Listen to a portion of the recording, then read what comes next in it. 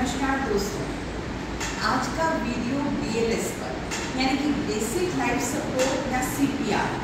CPR किसको कहते हैं, किन लोगों में करने की ज़रूरत है, कब ज़रूरत है। CPR का मतलब है कार्डियो पल्मोनरी रिससिटेशन। कार्डियो मतलब हार्ट, पल्मोनरी मतलब लंग्स। अपनी हार्ट और लंग्स को पुनर्जीवित करना, इसको बोलते हैं CPR।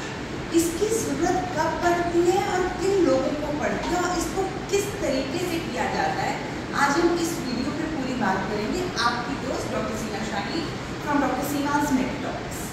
तो कई बार हम देखते हैं, आजकल देखने में आ रहा है कि यंग डेथ्स हो रही हैं, बहुत लोगों को हार्ट अटैक हो रहा है। एक तो आपको ये समझना पड़ेगा कि what is the difference between a heart attack and cardiac arrest. CPR उन लोगों को दिया जाता है जब कोई व्यक्ति कार्डियक अरेस्ट में जाता है और पूरी तरीके से कोलैप्स हो जाता है, यानी कि जब उसकी सांस और उसकी सर्कुलेशन दोनों बंद है, यानी कि जब उसकी सांस भी नहीं चल रही और उसकी पल्स भी नहीं चल रही, उस समय वो लोग होते हैं जिनको कि CPR किया जाता है।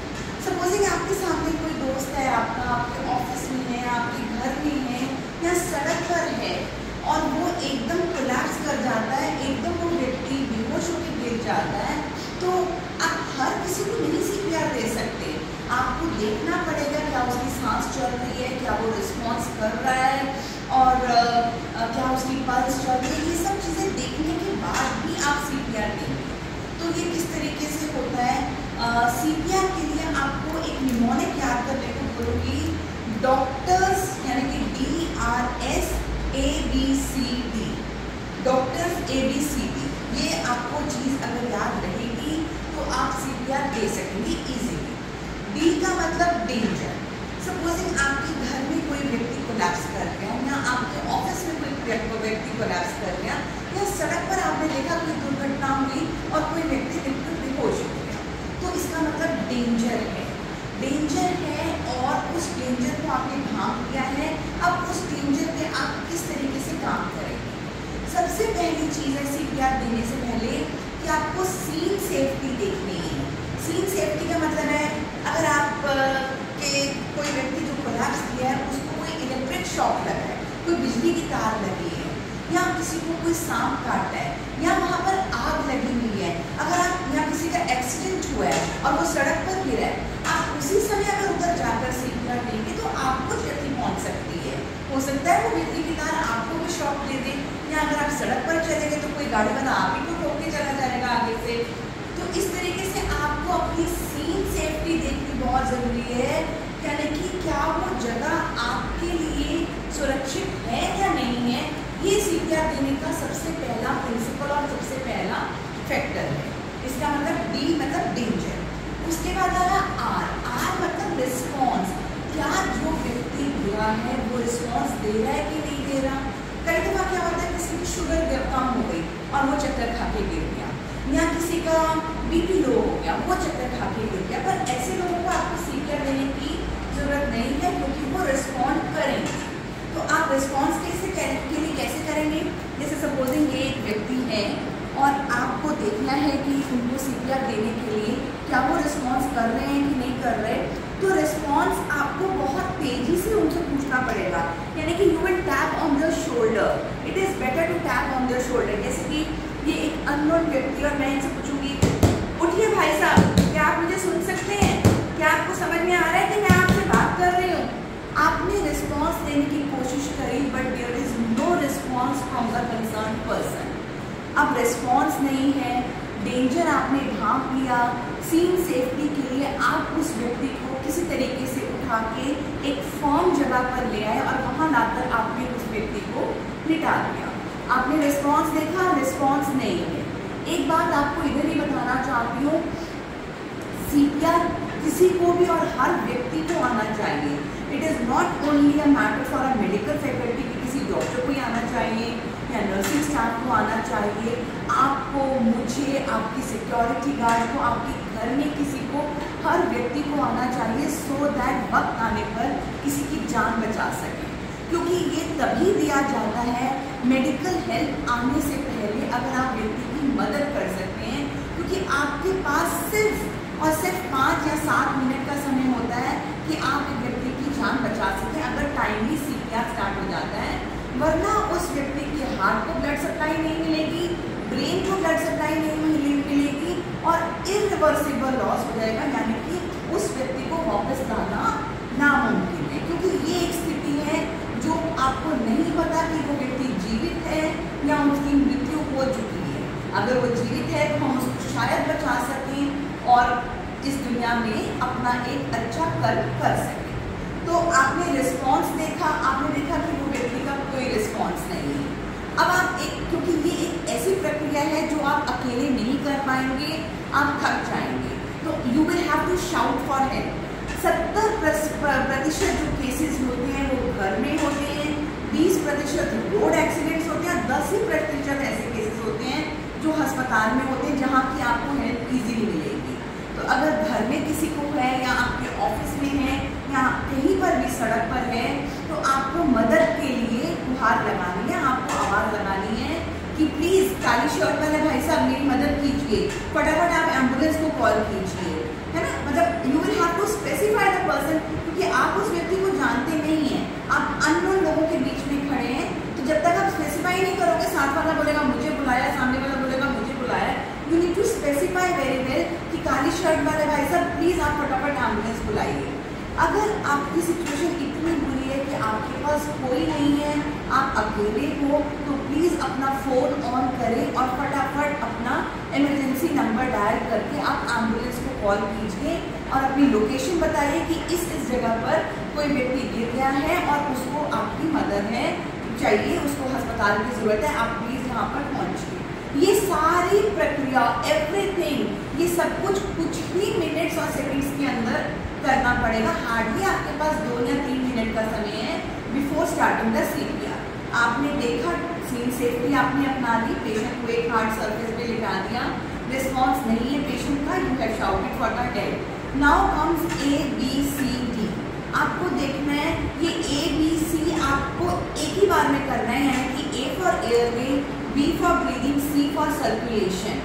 आप ये देखेंगे कि अगर कोई व्यक्ति का एक्सीडेंट हुआ है और उस होता क्या है कि जब कोई व्यक्ति कोलैप्स हो जाता है तो उनकी जीभ जो है वो पीछे जाके चिपक जाती है और जिससे कि उनकी सांस लेने की गति में और ऑब्स्ट्रक्शन आ जाती है। तो आपको एयरवे को क्लियर करना है और उसके लिए आप कैसे करेंगे कि आपने उनके फोरहेड पर हाथ रखा और उनकी चिन को अपलिफ्ट कर दिया।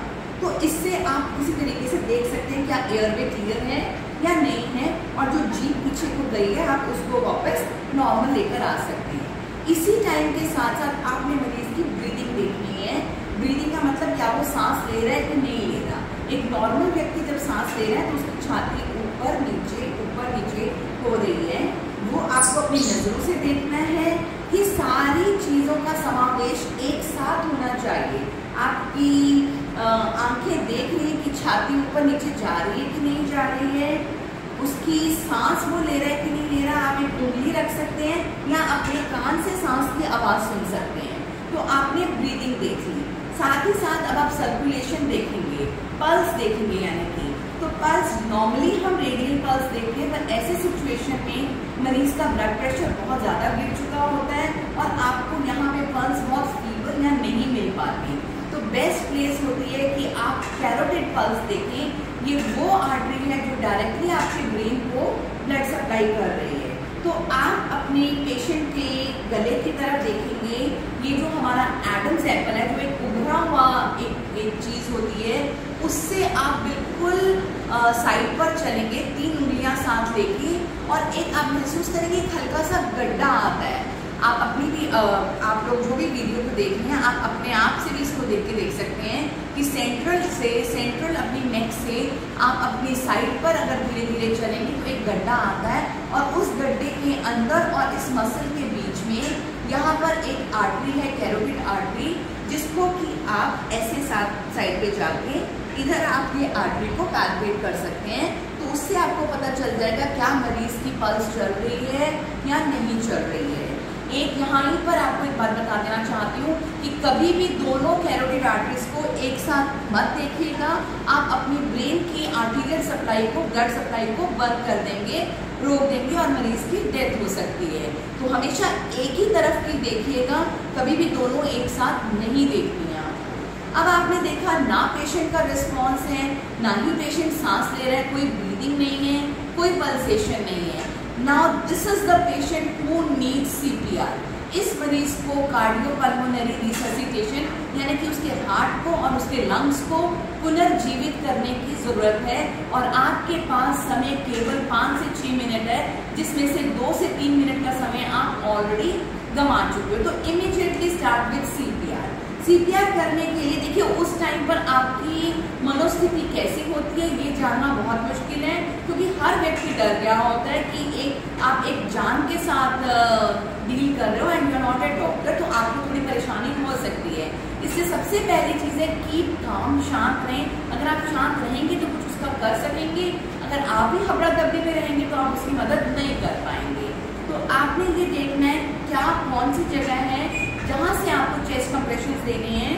तो बड़ी सिंपल सी चीज़ है, मरीज के दोनों निपल्स के बीच, और आप देखेंगे दोनों निपल्स के बीच जो ब्रेस्ट बोन है वहाँ पर आप लेकर आएंगे। आपका जो नॉन डोमिनेंट हैंड है, यानी कि जैसे कि मेरा डोमिनेंट हैंड, मैं राइट हैंडर हूँ तो वो राइट है, तो आप लेफ्ट हैंड को उधर रखेंगे और उसके साथ अपने डोमिनेंट हैंड की उंगलियों को उसमें लगाएंगे। और ये आप देख के रखिए कि आपकी जो उंगली है they should not be poking the chest. Chest को पोक नहीं करनी चाहिए, वो खुली हुई होनी चाहिए। और आप इस तरीके से बैठेंगे और अपने हील ऑफ द हैंड को वहाँ बोन पर रखकर आप पेशेंट को चेस्ट कंप्रेशंस देनी शुरू करेंगे। आपकी एल्बोज बिल्कुल स्ट्रेट होनी चाहिए और पूरा प्रेशर आपके शोल्डर से पेशेंट की चेस्ट पर आना चाहिए, ताकि पेशेंट की हार्ट बीट वापस से शुरू हो जाए। And these are the chest compressions which has to be very effective and very sharp. So किस तरीके से करेंगे हम, 3, 4, 5, 6, 7, 8, 9, 10, 11, 12, 13, 14, 15, 16, 17, 18, 19, 20, 21, 22, 23, 24, 25, 26, 27, 28, 29, 30। तो ये आपको बहुत तेजी से बोल के करना है ताकि आपके आसपास वालों को पता रहे कि आपने 30 चेस्ट कंप्रेशंस दे दिए हैं।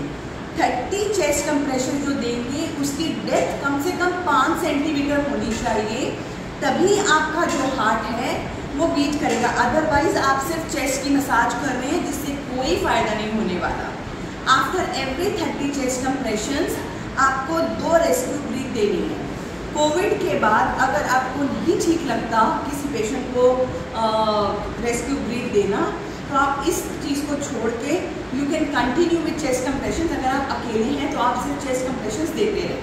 तो 30 chest compressions and 2 rescue breath, और एक चेस्ट कंप्रेशन जो है एटलीस्ट 5 सेंटीमीटर या 2 इंचेस डेप्थ उसकी होनी चाहिए।